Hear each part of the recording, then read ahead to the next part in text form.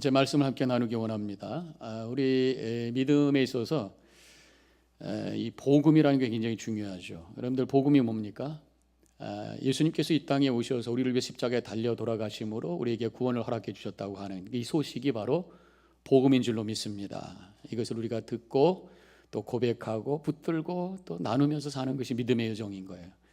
근데 오늘 본문의 말씀에 뭐 복음이라고 하는 것하고 좀 차원이 다른지 모르지만 좋은 소식이 우리에게 또 들려주고 있습니다. 뭐냐면 너희는 왕 같은 제사장이다, 그렇게 말씀하고 있어요. 이게 얼마나 우리에게 귀한 소식인지 모릅니다. 이 말씀은 너는 귀한 존재라는 거예요. 존귀한 자고 영적 권위가 있는 자라는 거예요.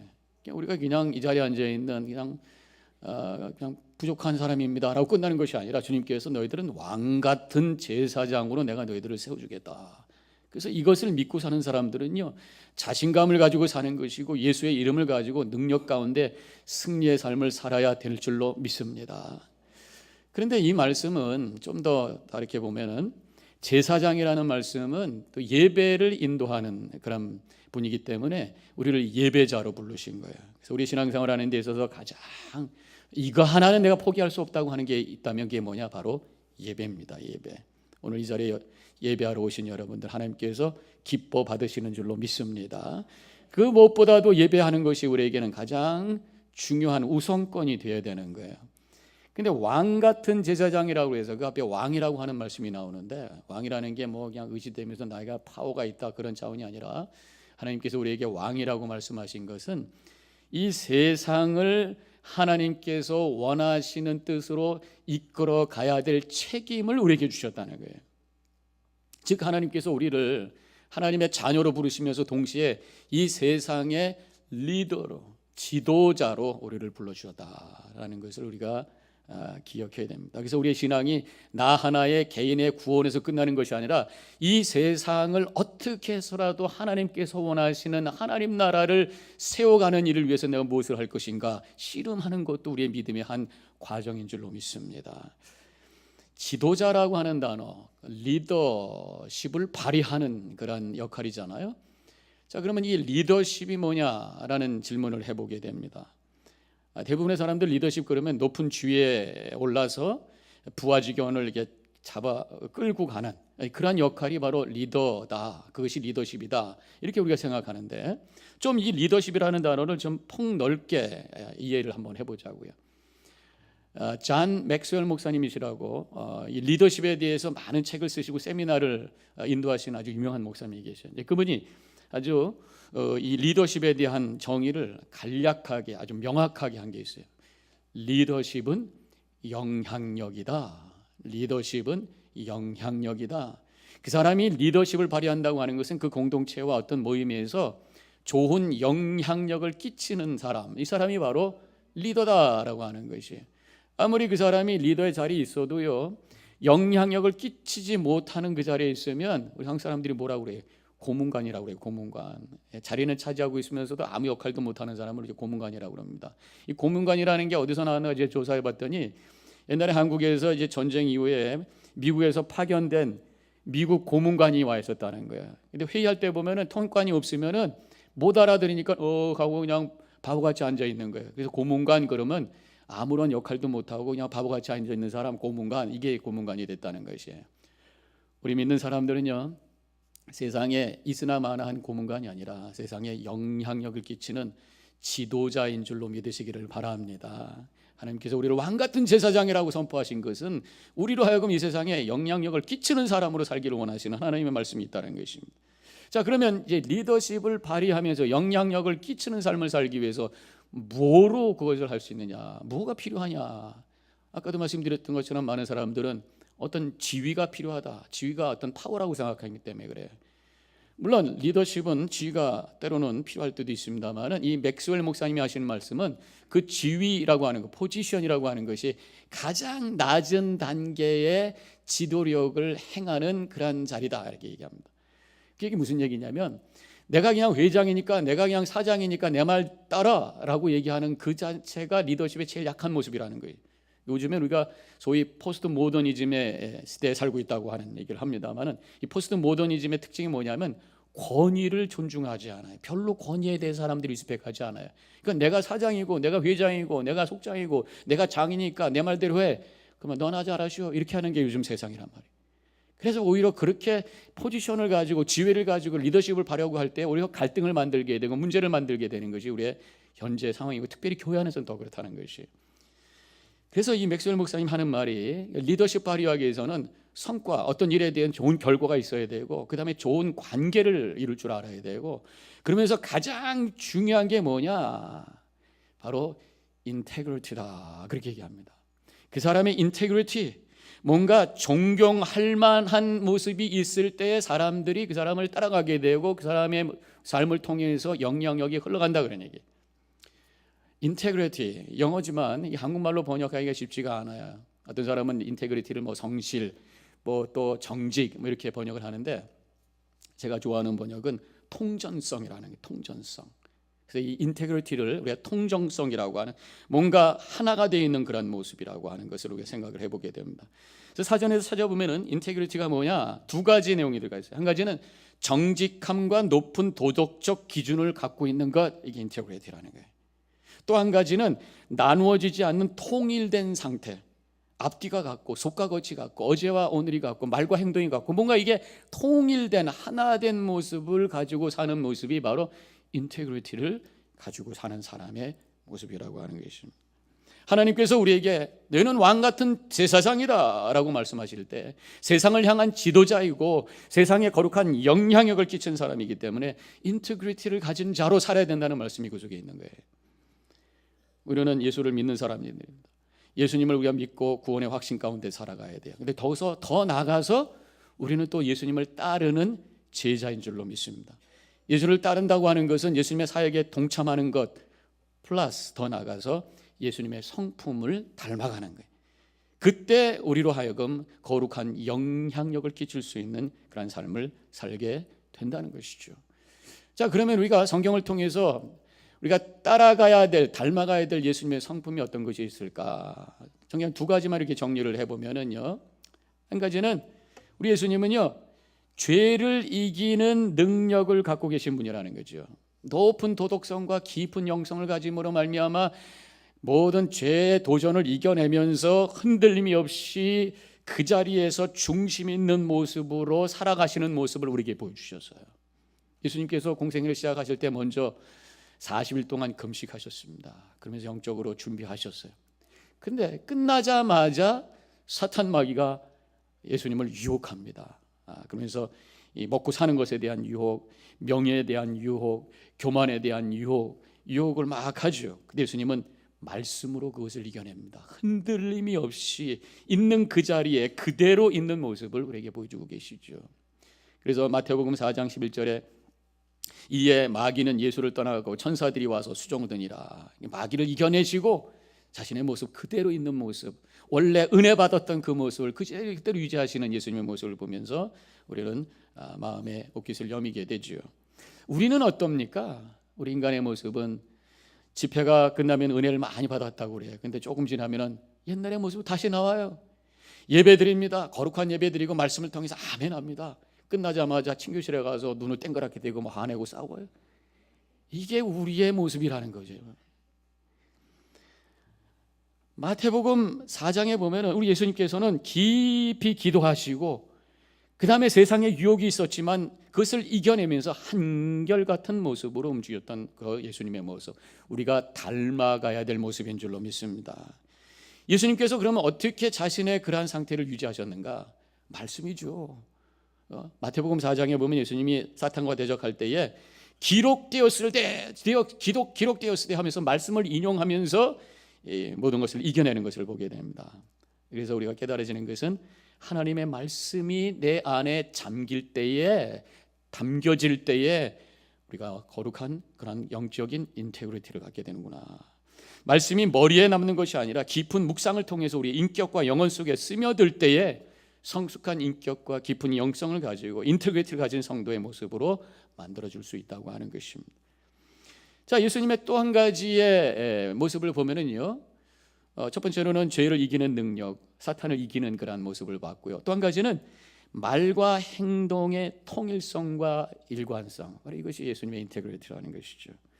어제나 오늘이나 내일이나 같은 모습, 같은 말을 했던 그런 예수님의 모습을 보게 됩니다. 삶의 목적과 비전이 있는 사람이, 삶의 방향이 정해진 사람이 일관적인 말과 행동을 하게 되어 있어요. 방향이 없으면 그때그때 상황에 따라서 느낌대로 말하고 행동하고, 그래서 영향력을 주지 못하는, 믿을 수 없는 그런 사람이 된다는 거예요. 예수님께서 40일 금식하셨습니다. 사탄 마귀의 유혹도 이겨내셨어요. 그리고 예수님께서 사역을 시작하십니다. 제일 먼저 예수님께서 하셨던 것은 말씀을 선포하신 거예요. 마가복음 1장 15절에 이르시되 때가 찼고 하나님의 나라가 가까웠으니 회개하게 하고 복음을 믿으라 하시더라. 예수님의 메시지 중심 메시지가 뭡니까? 하나님 나라, 하나님 나라를 준비하라, 이런 말씀이에요. 그러면서 계속해서 예수님의 사역은 이 하나님 나라를 향해서 계속 움직이는 것을 보게 됩니다. 하나님 나라에 대해서 가르치십니다. 천국은 마치 감추인 보화와 같으니, 이런 식으로 하면서 천국이 어떤 모습이고 어떻게 천국이 임할 것인가, 하나님 나라의 어떤 모습인가, 또 하나님 나라 백성에 대한 삶을 가르칩니다. 산상수훈에서 빛이 되라, 소금이 되라, 여러 말씀을 하시면서 요한복음 13장에 가면은 내가 너에게 이르노니 너희는 서로 사랑하라 하면서 사랑이라고 하는 메시지로 모든 것을 다 종합해 주셨어요. 이렇게 선포하시고 가르치신 것만 아니라 본인이 친히 사랑을 위해서 움직이십니다. 아픈 사람 치료하시고, 죄인들과 함께 식사하시고, 슬픔 가운데 있는 사람 가서 위로해 주시고, 더 나가서 자신을 최고의 사랑으로 친히 우리에게 그 몸으로 보여주셨어요. 그것이 바로 십자가의 죽음이라고 하는 것입니다. 몸을 드려, 제물로 하나님께 드려 우리를 향한 하나님 나라의 길을 활짝 열어주셔요. 이렇게 예수님은 하나님 나라라고 하는 일관성 있는 목표를 향해, 그 사명을 향해 움직이셨던 분이 바로 예수님이다. 예수님의 인테그리티가 거기서 나왔다는 것입니다. 그렇기 때문에 우리가 예수님을 따라간다면 우리도 뭔가 통일성이 있고 일관성이 있는 그런 삶을 살아요. 거기서 영향력을 끼치는 사람이 된다는 것이. 그렇게 하기 위해서도 우리는 분명한 삶의 목적을 세워야 된다는 거예요. 삶의 목적이 뭡니까? 여러분들의 삶의 목적이 뭐예요? 우리는 다른 것에서 찾는 것이 아니라 하나님의 말씀을 통해서 찾아야 돼요. 그래서 이사야 43장 7절에 이렇게 쓰여져 있습니다. 다 같이 읽겠습니다. 내 이름으로 불려지는 모든 자 곧 내가 내 영광을 위하여 창조한 자를 오게 하라. 그를 내가 지었고 그를 내가 만들었느니라. 하나님께서 분명하게 말씀하셨어요. 내가 만든 이유는 하나님의 영광을 위해서다. 그래서 사도 바울은 이 말씀을 기억하면서 그 고린도 교인들한테 이렇게 선포했습니다. 고린도전서 10장 31절에서 그런즉 너희가 먹든지 마시든지 무엇을 하든지 다 하나님의 영광을 위해서 해라 말씀합니다. 하나님의 영광이 우리의 삶의 목적이라고 말씀하셨는데, 그러면 하나님의 영광 돌리는 구체적인 삶의 모습이 뭘까? 우리가 나름대로 그것을 갖고 씨름하는 것이 신앙의 여정이라고 생각하는데, 힌트를 하나 드리면은 우리의 삶의 세 가지의 어떤 이 차원이 있어요. 하나는 비잉의 차원, 존재론적 차원이라고 할 수 있고, 하나는 두잉의 차원, 우리가 뭔가를 하는 차원이 있고, 그 다음에 릴레이션십의 차원이 있습니다. 교제하는 관계의 차원이 있단 말이죠. 거기 하나하나마다 주님께서 우리에게 주신 명령이 있어요. 그것을 이루어갈 때 하나님께 영광 돌리는 거예요. 그러면 이 비잉의 차원이 뭐냐? 우리가 어떤 존재가 되어야 되느냐? 레위기 11장 45절에 하나님께서 말씀하시기를 너희를 애굽 땅에서 인도해낼 여호와라 내가 거룩하니 너희도 거룩할지어다. 바로 주님께서 우리에게 명하신 것은 이 거룩을 향해서 내 존재가 거룩해지기 위해서 우리가 목적을 세우고 살아가는. 또 한 가지는 사랑하는 것입니다. 관계 차원이. 그래서 하나님께서 아까도 말씀드렸던 것처럼 예수님께서 요한복음 13장 34절에서 새 계명을 너에게 주노니 서로 사랑하라. 그래서 관계에 우리가 원칙을 하나 세워야 되는데 그것은 바로 사랑이에요. 어떻게 해서라든지 우리의 관계 속에 사랑을 이루기 위해서 때로는 자존심 내려놓고 때로는 내가 손해도 보고 그래서 사랑을 위해서 움직여 나가는, 이게 하나님의 영광을 돌리는 거예요. 그 다음에 세 번째로는 제가 여기 잠깐 좀 뭐가 이렇게 쥐가 나오는 것 같아서 좀 주무릅니다. 이해를 하셔야, 내가 설교를 오늘 너무 많이 해가지고 이게 좀 쥐가 나오는 것 같아요. 자꾸 말하니까 여기 땡기는가. 됐어요. 물 좀 마실게요. 그 다음에 하나님께서 예수님을 통해서 사도 바울을 통해서 우리에게 명령하신 것이 뭐냐면 우리의 삶이 무엇을 위해서 움직여야 되느냐. 사도행전 1장 8절에 오직 성령이 너에게 임하시면 너희가 권능을 받고 예루살렘과 온 유다 사마리아 땅끝까지 이르러 어떻게 하라고요? 내 증인이 되리라. 증인의 삶을 사는, 예수님을 보여주는, 예수님을 증명해 드리는 그러한 삶을 살아가는 거예요. 그래서 이 세 단어를 꼭 기억하시기 바랍니다. 거룩, 사랑, 증인. 이것이 우리의 삶의 모든 차원의 방향이 되고 목적이 됐을 때 하나님께 영광 돌리는 복된 삶을 살게 될 줄로 믿습니다. 이런 방향을 가지고 살아야 우리 속에서 일관성 있게 통일성 있는 삶을 살게 되면서 어제와 오늘이 같고 속과 겉이 바퀴 닿고 모든 것이 앞과 뒤가 같고, 그래서 통일성 있는 그런 삶을 살게 되면서 그래서 거기서 인테그리티가 만들어지고 거룩한 영향력을 끼치게 된다는 것입니다. 이 세 단어를 가지고요, 한번 여러분들 목적 선언서를 만들어 보세요. 언젠가도 한번 말씀드렸던 것이 있는데 다시 한번 제가 이 세 단어를 가지고 저의 목적 선언서를 한번 만들어 봤어요. 이렇게 만들었습니다. 나 고한승은 예수를 믿어 구원받은 하나님의 자녀로서 영혼의 거룩함을 이루고 가족과 성도와 이웃을 사랑하며 세상의 복음을 전하며 그리스도의 증인으로 살도록 부름을 받았음을 믿습니다. 이런 고백이 저와 여러분 우리 모두의 고백이 되기를 주님의 이름으로 간절히 축원합니다. 이렇게 나의 삶의 목적을 믿음 안에서 분명히 세우고 살아갈 때에 그때 통일성이 만들어지고 인테그리티가 만들어진다는 것이. 그래서 그냥 내가 원하는 대로 살게 되면은 그때마다 그저 내가 원하는 대로 살게 되면은 앞뒤가 달라지고 어제와 내일이 달라지고 그러면서 혼돈된 삶을 살게 되고 깨어진 인격이 되면서 거기에서 뭔가 악한 것이 흘러가는 거예요. 왜 우리가 이렇게 깨어진 인격으로 만들어질 수 있느냐? 인생의 목적이 없어요. 아니면 있어도요, 그냥 욕심을 위해서 살게 되면 얼마든지 말도 바꾸게 되고 거짓말하게 되고 사람도 이용하게 되고 심지어 지금 내가 신앙생활 하는 것까지도 내 욕심을 위해서 하게 되기 때문에 거기서 사탄 마귀가 그것을 이용해서 악을 만들어낼 수가 있다는 것이. 독일에 한 소년이 있었습니다. 주이시예요. 그 소년이 아버지를 참 존경했어요. 아버지는 안식일만 되면 식구들을 데리고 주이시 템플에 가서 예배를 잘 드리고 말씀 가운데 사시는 분이라서 아주 존경을 했습니다. 근데 이제 이 아이가 10대가 되었을 때에 그 가족이 소도시로, 작은 도시로 이사를 갔어요. 근데 그곳에서는 회당이 없습니다. 루터 교회 하나만 있는 거예요. 이 교회 동네 사람들이 다 루터 교회 가고요, 거기에 있는 모든 유지들이 그 교회를 다니고 있습니다. 근데 어느 날 아버지가 가족들을 다 모아놓더니 이번 선데이부터 우리는 루터 교회로 간다 그러는 거예요. 그래서 이 아들이 아버지 지금까지 우리가 주이시 템플이고 우리 유대인이고 유대교 믿었던 것 같은데 갑자기 왜 루터교로 갑니까? 그래야 비즈니스 잘 된다 그렇게 얘기한 거예요. 굉장히 실망을 했어요. 이 아들이 굉장히 똑똑했습니다. 아주 천재예요. 그리고 나중에 영국으로 유학을 갑니다. 그러면서 그때 공부하면서 그러니까 이 아들이 전혀 새로운 세계관을 갖게 되고 세상을 변화시킬 어떤 운동을 착상하기 시작합니다. 그 마음속에는 종교는 민중의 아편이라는 생각하면서 하나님 없는 유토피아를 만들어야 되겠다는 생각을 하면서 그가 공부하고 만든 이론이 바로 공산주의. 이 사람이 바로 칼 막스였다는 것이. 이게 아버지의 깨진 인격 때문에 그 악한 영향력이 흘러오게 되고 그래서 세상에 빅을 가져다 준 공산주의가 만들어졌다는 얘기를 여기서 알게 됩니다. 우리 믿는 사람들은요, 거룩한 영향력을 끼치는 사람이 되어야 될 줄로 믿습니다. 그래서 우리는 인격이요, 인테그리티가 있어야 돼, 통일성이 있어야 되는 것입니다. 믿음으로 우리는 구원받는 것입니다. 근데 거기서 끝나는 것이 아니라 주변에 영향력을 끼칠 수 있는 성숙한 성품과 영성을 갖도록 하기 위해서 우리가 계속해서 신앙의 훈련을 쌓아가는 거예요. 그런데 이러한 거룩한 영향력이라고 하는 것이 가만히 있어서만 되는 것이 아닙니다. 인격적으로 인테그리티를 갖고 성숙한 그런 인격을 가졌다고 했어도 가만히 있어 갖고 되는 게 아니에요. 뭔가 영향력이 흘러가는 그런 통로가 필요하죠. 일상적으로 우리가 하는 것 중에 영향력을 흘려보내는 중요한 통로 두 가지가 있습니다. 첫째로는 말이에요. 말. 우리의 언어를 통해서 영향력이 흘러가는 것입니다.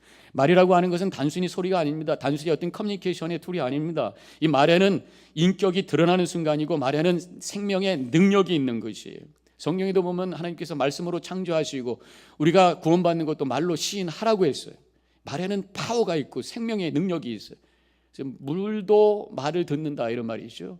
물에다 놓고 막 나쁜 말하면은, 막 좋은 말하면은 육각형의 아름다운 결정체가 만들어진다는 거예요. 그런데 거기다 막 나쁜 말하면은 그 결정체가 깨진다는 거죠.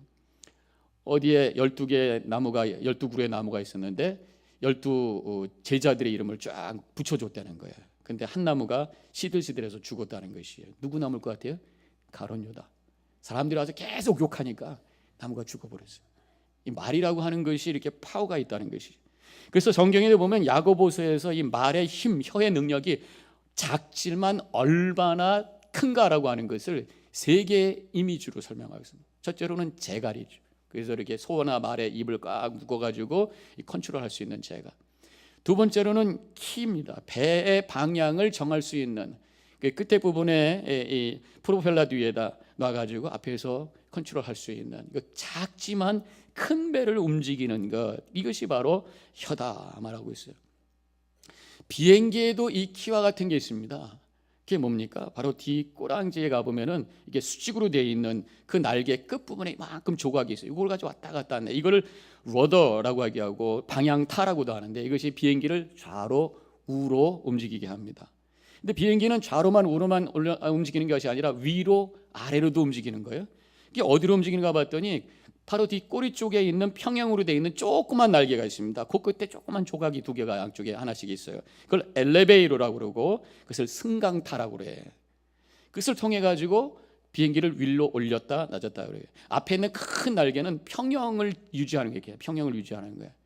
이번에 그 보잉 737 맥스 8 이게 떨어졌잖아요. 두 대나 떨어졌잖아요.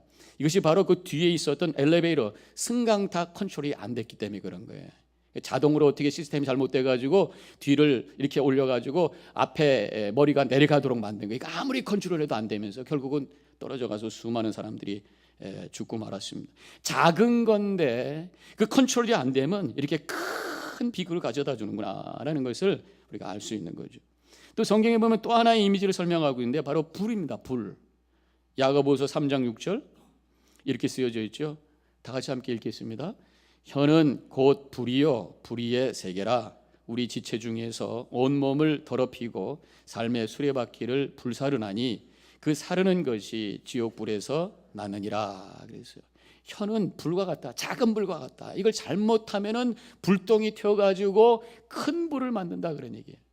이번에 우리 한국에서 속초에서 큰 불 났죠.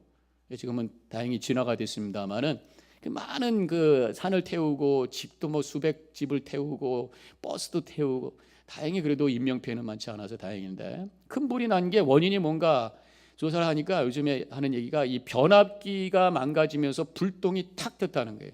그래서 이것이 어디에 붙어가지고 큰 불을 만들었다.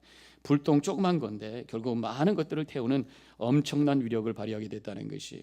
이 불로 표현한 의미를 보면은 이 말이라는 것이 조심해야 돼. 우리가 어렸을 때 한국에서 자나깨나 불조심, 우리가 얼마나 많이 들었어요. 이 말 조심해야 된다 그런 얘기예요. 그래서 이 사순절 동안만이라도 우리가 부정적인 말, 불평한 말 하지 말아 보자는 것이죠. 왜냐하면 이 말이라고 하는 것은 단순한 소리가 아니라 잘못한 것을 우리를 죄악으로 끌고 갈 수 있는 것이기 때문이라는 것입니다. 우리 믿는 자는 말을 통해서 선한 영향력과 거룩한 영향력을 흘려 보낼 수 있어야 될 줄로 믿습니다. 여러분 가만히 한번 생각해 보세요. 우리 인생 속에서 나의 인생에게 전환점이 됐을 때 누군가의 아주 중요한 말이 있었을 거예요.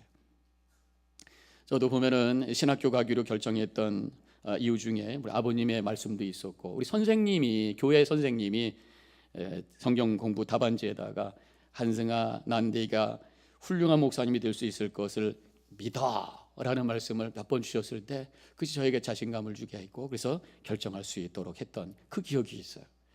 한국에 그래서 보니까 한국의 유명한 축구 선수 박지성 씨, 그분의 고백에 보니까 자기가 이렇게 자기 인생의 큰 전환점을 줬던 것이 바로 히딩크 감독의 한마디였다는 거예요. 처음으로 그분을 만났는데 통역을 통해서 그분이 이렇게 얘기했대요. 박지성 씨는 정신력이 훌륭하군요. 이런 정신력이면 반드시 훌륭한 선수가 될 수 있습니다. 이 말에 감동이 돼가지고 인생을 올인해가지고 열심히 해서 아주 유명한 선수가 되고 이렇게 큰 영향력을 끼치는 사람이 됐다라는 얘기입니다. 이 말이라는 게 굉장히 중요해요. 그래서 우리도 사실 믿음이라는 게 뭡니까? 하나님의 말씀을 듣고 그 말씀 붙들고 그 때문에 감사하고 소망하면서 사는 것이 바로 믿음 아니에요? 복음을 듣고. 그렇다면 우리 믿는 사람도 우리 입에서 복음이 흘러나와야 돼요. 복음을 듣고 그것을 붙들고 사는 사람이기 때문에 우리도 복음을 흘려보내는 그런 삶을 살아가는 것이, 부정적이고 야단치고 화내고 불평하는 말을 넘치고 칭찬하고 긍정하고 세워주는 말을 통해서 사람들을 변화시키고 세상을 변화시키는 거룩한 영향력을 흘려보내는 우리 모든 성도님들 되시기를 주님의 이름으로 간절히 축원합니다. 또 한 가지 영향력을 흘려보내는 툴이 뭐냐? 방법이 뭐냐? 그것이 바로 재물이 재물. 하나님이 우리에게 재물을 주십니다. 그것을 섬기라고 주신 것이 아니라 사용하라고 주신 거예요. 그래서 마태복음 6장 24절에는 너희가 하나님과 재물을 겸하여 섬기지 못하리라 말씀하셨어요. 또 디모데전서 6장 10절에는 돈을 사랑함이 일만하게 뿌리가 되나니, 필요 없다는 것이 아니라 섬기지 말아야 된다는 거예요. 필요한 것이라는 것입니다. 그러나 그것은 영향력을 발휘할 수 있는 수단이 될 수 있도록 하기 위해서 사용하라는 것입니다. 그러면 어떻게 해야 이 재물과 물질을 거룩한 영향력을 끼치게 할 수 있는 구체적인 방법인가? 주님께서 우리에게 지침을 하나 주셨어요. 그것이 바로 10의 1조입니다. 11조를 통해서 교회를 세우고 교회를 통해서 선교해서 하나님께 이 세상에 거룩한 영향력을 끼치도록 하는 것이 바로 11조예요. 또 한 가지는 30분의 1조입니다. 성경에 30분의 1조라는 단어는 없어요. 그런데 신명기 14장에 보면은 3년마다 한 번씩 11조를 들여서 고아와 과부, 가난하고 어려운 사람들을 도우라는 말씀이 있습니다. 이 30분의 1조는 내 곁에 있는 사람들을 도우면서 거룩한 영향력을 끼칠 수 있는 구체적인 방법을 하나님께서 말씀해 주신 거죠. 아주 심플하게 우리에게 가르쳐 주셨어요. 저는 우리 뉴저지연합교회 성도님들이 경제적으로 성공하셔서 이 재물을 통해 거룩한 영향력을 끼치는 그런 삶을 사시기를 주님의 이름으로 간절히 축복합니다. 근데 우리가 그런 얘기합니다. 목사님, 나중에 제가요 많이 성공하면 그때 나가죠. 정말 어려워서요. 그런데 문제는요, 우리는 죽을 때까지 항상 모자르다고 하면서 하는 사람들이에요. 그렇기 때문에 지금부터 작아도 이 원칙을 가지고 사용하는 그런 훈련을 우리가 시작을 해야 됩니다. 그래서 영향력이 흘러갈 수 있는 삶을 살아야 돼요. 제가 이 교회 부목사로 25년 전에 있을 때에 파타임으로 처음에 한 2년 정도 교회에서 사역을 했어요. 그때 학교를 다니면서 애는 둘이고요. 굉장히 어려웠습니다. 그때 어떤 성도님이 저를 도우라고 지정 헌금을 매달 해주셨어요. 한 2년 정도를 해주신 것 같아요. 그때 얼마나 저에게 그게 큰 힘이 되고 감사했는데 지금도 기억하고 있고, 아마 그것이 저에게 큰 힘이 되셔서 지금의 또 사역을 할 수 있었게 되지 않았던가, 그런 생각도 하게 됩니다. 물론 모든 사람들이 그렇게 하실 수는 없을 거예요. 그러나 적어도 이런 원칙을 가지고, 하나님께서 주시는 원칙을 우리가 기억하면서 하나님께 올려드리고 이웃을 섬기는 이유를 위해서 나의 재물이 쓰여질 수 있도록 우리가 살아가는 거예요. 영향력을 흘려보내는 것이요. 이것이 하나님께서 우리에게 원하시는 뜻이라고 하는 것을 다시 한번 확인하게 됩니다. 이제 우리 사순절 동안 제가 말씀을 4가지 내용으로 5번 동안 오늘까지 말씀을 드렸어요. 불평 없이 살아가 보자는 말씀을 드렸어요. 더 나아가서 감사하면서 살자는 말씀을 드렸습니다. 예배자로 살아가자고 하는 말씀을 드렸어요. 오늘은 영향력을 끼치며 살아가자는 말씀을 드렸습니다. 이렇게 살아갈 때 하나님 기뻐하시고 나의 삶이 가치 있게 되고 하나님께 쓰임받는 축복을 경험하게 될 줄로 믿습니다. 이번 사순절 40일의 위대한 실험을 통해서 이러한 복을 경험하시며 하나님께 영광 돌리는 우리 모든 성도님들 되시기를 주님의 이름으로 간절히 축원합니다. 기도하겠습니다.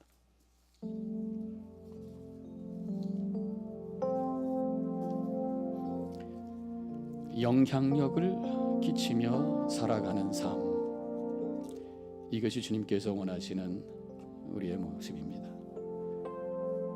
너희는 왕같은 제사장이라고 우리를 불러주셨어요. 우리를 이